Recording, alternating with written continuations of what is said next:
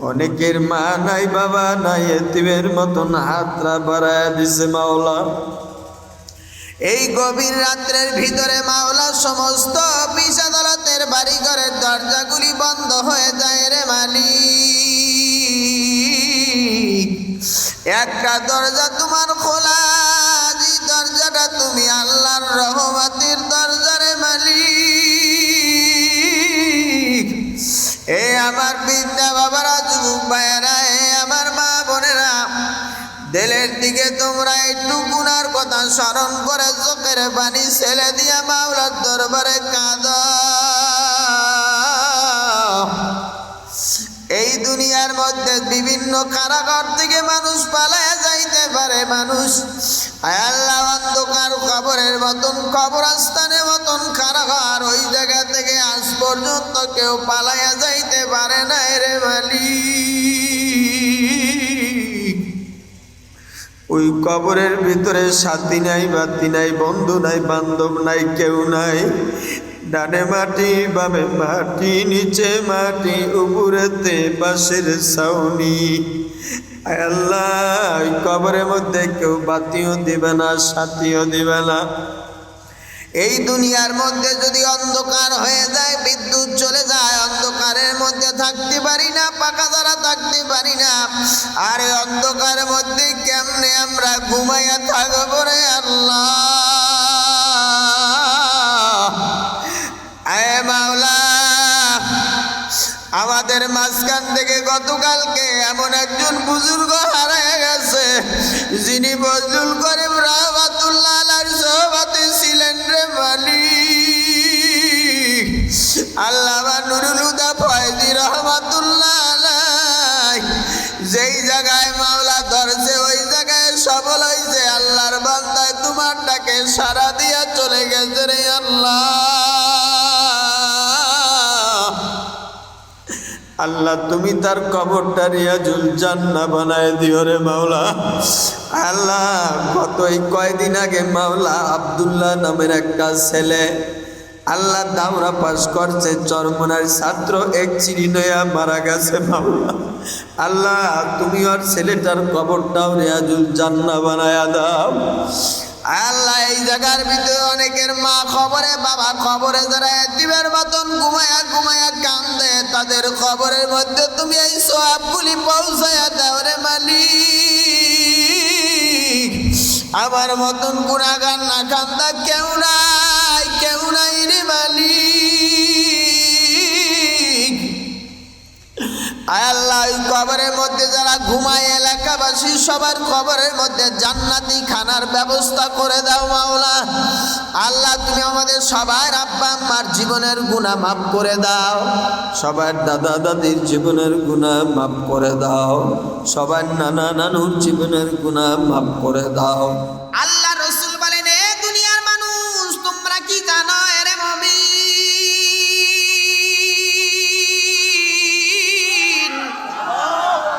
অর্ধেক ইমান ধৈর্যের ভিতরে, অর্ধেক ইমান সবুরের ভিতরে। ওয়ালা নাবলুওয়ান্নাকুম বিশাইইম মিনাল খাউফি ওয়াল জু'i ওয়া নাকসিম মিনাল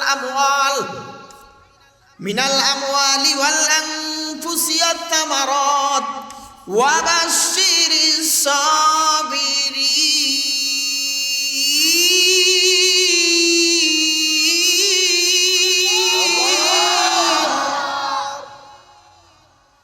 আল্লাহ বাবা পরীক্ষা করবে আপনাকে আমাকে, ছেলে সন্তান দিয়া, ধন সম্পদ দিয়া, রোগ বিমার আমার সব দিয়া আমার মাওলায় পরীক্ষা করবে। কিন্তু এই পরীক্ষার মধ্যে যারা ধৈর্য ধারণ করবে, তাদেরকে আমার মাওলায় সাহায্য করবে। ঠিক কিনা বল, জোরে চিল্লায় বলেন। এ বাবা, আপনার আমার মধ্যে ধৈর্য নাই, যার কারণে আমরা বেফল। ইমাম মালিক ধৈর্য ধরার পরে এবার যখন একা একা তপ করলেন, এখন নিজের একটা আকাঙ্ক্ষা, খানায় কাবা বাইতুল্লাহ যাইব, বাইতুল্লাহ গিয়া আমার নবীর রওজার কাছে গিয়া সালাম জানাইব, ওই জায়গায় গিয়া সালাম জানাইবে। খানায় কাবা বাইতুল্লাহ থেকে রওয়ানা। খানায় কাবা বাইতুল্লাহ থেকে ইমাম মালিক রহমাতুল্লাহ আলাইহি রওনা দিয়েছেন। নবীর রওজার কিনারায় গিয়া ইমাম মালিক তিনি বলে, রে মালিক,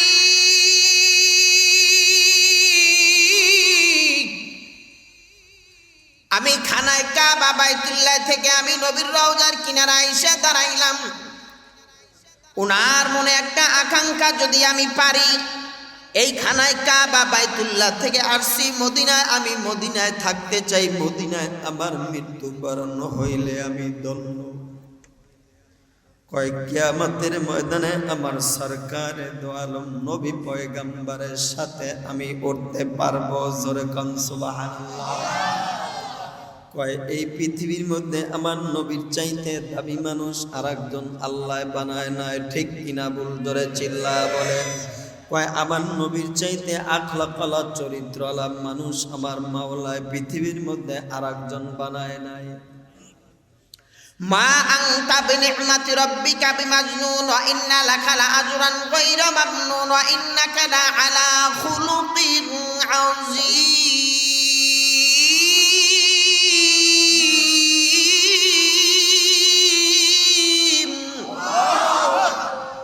আমার নবীর মতন আখলাকালা চরিত্রওয়ালা মানুষ আর পৃথিবীর মধ্যে আমার মাওলায় বানায় নাই, ঠিক কিনা বল? জোরে চিল্লায় বলেন। ইমাম মালিক বলে, এই মদিনার মধ্যে আমি ঘুমাইতে চাই, মালিক তুমি আমার দরখাস্ত কবুল করো। সবাইরই আশা আকাঙ্ক্ষা থাকে, আরে আমি যদি একটু মক্কা মদিনায় মৃত্যু হইতো, অমুক জায়গায় একটু ঘুমাইতে পারতাম, তাইলে আমার জীবনটা সফল হইত। আরে আমি যদি একটু চরমনার পিসাবুজুর লাগে হাতরা মিলাইতে পারতাম, উজানের পিসাবুজুর লাগে হাতরা মিলাইতে পারতাম, জোনপুরের শশিনার হুজুরদের সাথে হাতরা মিলাইতে পারলে আমার জীবনটা ধন্য হইতো। এরকম মনে হয় না অনেক সময়? ইমাম মালিক ঠিকই এরকম আশা, এই বাচ্চারা কথা বলিস, এরকম আশা আকাঙ্ক্ষা নিয়ে মদিনায় গেছে।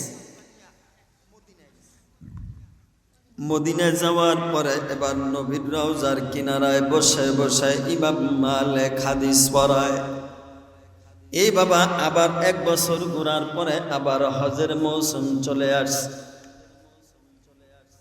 আগেই আমি বলেছি আল মসজিদু বাইতুল্লাহ, বাইতুল্লাহ এমন একটা ঘর বাবা, আল্লাহ তাআলা রব্বুল আলামিন বাবা আদমকে যখন দুনিয়ার মধ্যে পাঠায় দিলেন, পাঠায় দিয়ে বলে, আদম তোমারে বলি তুমি দুনিয়ার ভিতরে একটা ঘর বানাও। ঘর বাবা আদম বলে, কি ঘর বানাইব? কয় তুমি দুনিয়ার মধ্যে থাকার ঘর বানাইবা না, তুমি আমার একটা মসজিদ ঘর বানাও। চিল্লায় বলেন আল্লাহু আকবার। ওই খানায় কাবা বাবা একবার যদি কেউ যায়, বারবার আল্লাহর বান্দাদের যেতে মন চায়, ঠিক কিনা বল? জোরে চিল্লা বলেন। আমি গতকালকের মাহফিলের মধ্যে বলেছিলাম, যদি কারোর দিলটা কাঁদে, খানায় কাবা বাইতুল্লাহ যাওয়ার জন্য টাকা লাগে না, পয়সা লাগে না, যদি নিয়ত করে আমার মাওলায় তারে নিয়ে পৌঁছাইয়া দেয়। হজের মৌসুম চলে আসছে, ইমাম মালিক বলে, কয় আমি এবার হজে যাইব, তবে হজে গেলে যদি আমার মক্কায় মৃত্যু হয়ে যায়, তাইলে তো আমি মদিনার জমিনে ঘুমাইতে পারলাম না, তাইলে আমি কি করতে পারি? ইমাম মালিক রহমাতুল্লাহ আলাইহি বাবা বলে, কয় তাইলে আমি ইস্তিখারা করে দেখি আমার হায়াত কয়দিন আছে। যদি আমার হায়াত 1 বছর থাকে তাইলে তো আমি হজ করতে পারবো, যদি আমার 2 মাস 1 মাস থাকে তাও আমি হজ করতে পারবো। ইমাম মালিক রহমাতুল্লাহ আলাইহি এবার 2 রাকাত নামাজ পড়া এবার আল্লাহর দরবারে বাবা এবার ঘুমায়া গেলেন, ডান খাইতে ঘুমায়া গেলেন, দুরূদ শরীফ পড়তে পড়তে ইমাম মালিক ঘুমায়া গেলেন। নবীজি বলেন, মান সাল্লা আলাইয়া ওয়াহিদান সাল্লাল্লাহু আলাইহি আশরা, যদি কেউ নবীর প্রতি একবার দুরূদ পড়ে তাইলে আল্লাহ 10টা রহমত নাজিল করে। জোরে কোন সুবহানাল্লাহ। ইমাম মালিক রাহমাতুল্লাহ আলাইহি গভীর রাত্রিবেলা মালিকেরা বলে, রে মালিক,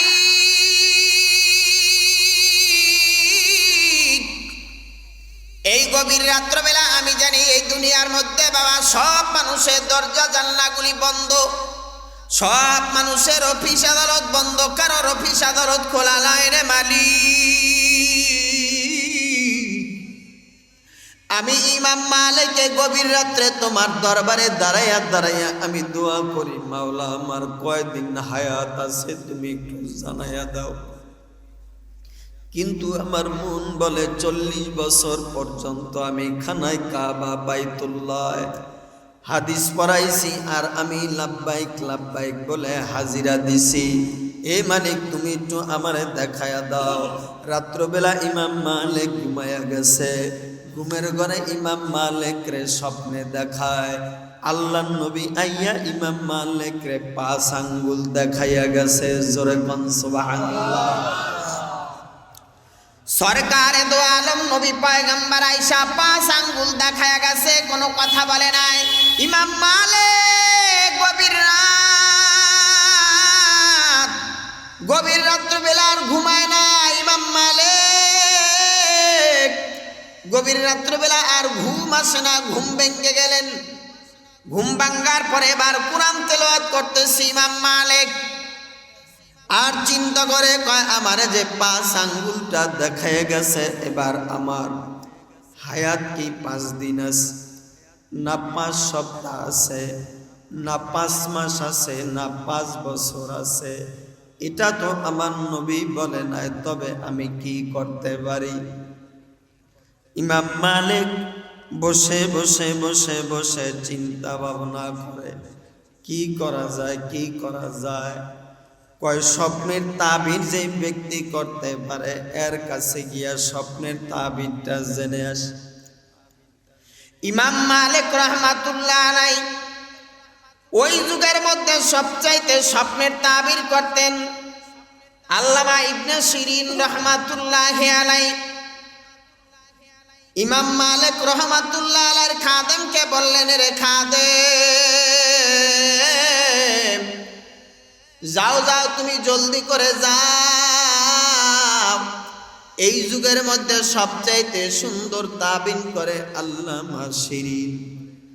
কয় ওনার কাছে গিয়ে বলবে যে এক ব্যক্তি 5টা আঙ্গুল দেখায় গেছে, তার হায়াত কয়দিন আছে, তাবিরটা জানার জন্য। যাও যাও জলদি করে তুমি তার কিনারায় চলে যাও। তখন তার খাদিম যখন রওনা করছে আবার ডাক দিছে, দাঁড়াও দাঁড়াও। ইমাম মালিক রহমাতুল্লাহ আলাইহি লেখে খাদেমকে বলে, রে খাদেম, এ খাদেম আমার কিনারায় আয়। খাদেমকে ডাক দিয়া বললেন, খবরদার, সাবধান সাবধান, তবে তুমি কিন্তু ওই জায়গায় গিয়া এই 5 আঙ্গুলের কথাই বলবে। তবে কি স্বপ্নে দেখছে তুমি এই নামটা বলবে না। জোরে চিল্লায় বলেন আল্লাহু আকবার। খবরদার, কষ্ট হচ্ছে আপনাদের? কয় খবরদার, নাম কিন্তু বলবে না। কয় ইমাম মালিক যখন খাদেম চলে গেল, কয় না না আমি নাম বলবো না। এই কথা বলার পরে এবার যখন ইবনে সিরিনের দরবারে চলে গেলেন, যাওয়ার পরে গিয়া বললেন, কয় একজনের স্বপ্নে দেখছে তার হায়াত কয়দিন আছে, এই হায়াতের জিন্দেগিটা কয়দিন সে একটু জানতে চাইছে। তবে নবী আয়েশা তারে 5টা আঙ্গুল দেখায়া গেছে, 5টা আঙ্গুল। তার হায়াত কি 5 দিন আছে, না 5 মাস, না 5 সপ্তাহ, এটা জানতে চাইছে। তখন ইবনে সিরিন বলে, কয় তোমার কাছে বলিয়ে খাদেম তুমি বলো স্বপ্নটা কে দেখছে? খাদেম বলে, ওস্তাদ,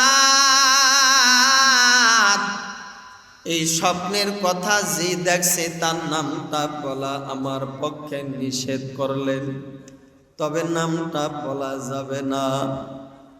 কয় যদি নাম না তুমি বলো তাইলে আমি স্বপ্নের ব্যাখ্যাটাও বলবো না। জোরে কোন সুবহানাল্লাহ। স্বপ্নের ব্যাখ্যাটা আমি বলবো না, তুমি নামটা বলে দাও, নামটা বলে দাও। খাদেম বলে, উস্তাদ আমি বলতে পারি না, আমি বলবো না রে উস্তাদ, বলা আমার নিষেধ। এবার ইবনে শিরিন বলে কয় তাইলে তুমি চলে যাও। হাইটা হাইটা যাইতেছে, এদিক দিয়া ইমাম মালিক অপেক্ষায়। খানায় কাবা বাইতুল্লাহ যাবে, লাব্বাইক লাব্বাইক বলে খানায় কাবায় হাজিরা দিবে। এদিক দিয়া বাবা খাদেম রওনা করছে। এমন সময় ইবনে শিরিন বলে দাঁড়াও, এই খাদেম তুমি একটু দাঁড়াও দাঁড়াও। কয় কেন দাঁড়াইব উস্তাদ বলেন? কয় এই জন্য দাঁড়াইবা, তুমি যেই ব্যক্তি স্বপ্ন দেখছে এই স্বপ্নটার কথা তুমি বলতে চাও না, কে দেখছে? তবে আমি তোমারে বইলা যাই, এই যুগের মধ্যে ইমাম মালিক ছাড়া এই স্বপ্ন কেহ দেখতে পারে না। আল্লাহ আল্লাহ ছেলে, জাল্লা জাল্লা ছেলে, আল্লাহর অলিরা অলি চেনে, কথা কয় না? তাদের সাথে আলাদা একটা সম্পর্ক, আলাদা একটা গভীর সম্পর্ক। তাই ইমাম মালিক রহমাতুল্লাহ আলাইহি যে স্বপ্নে দেখছে, ইবনে শিরিন বইলা দিছে, কয় খাদেম রে, এই যুগের মধ্যে ইমাম মালিক ছাড়া এমন স্বপ্ন কেউ দেখতে পারে না।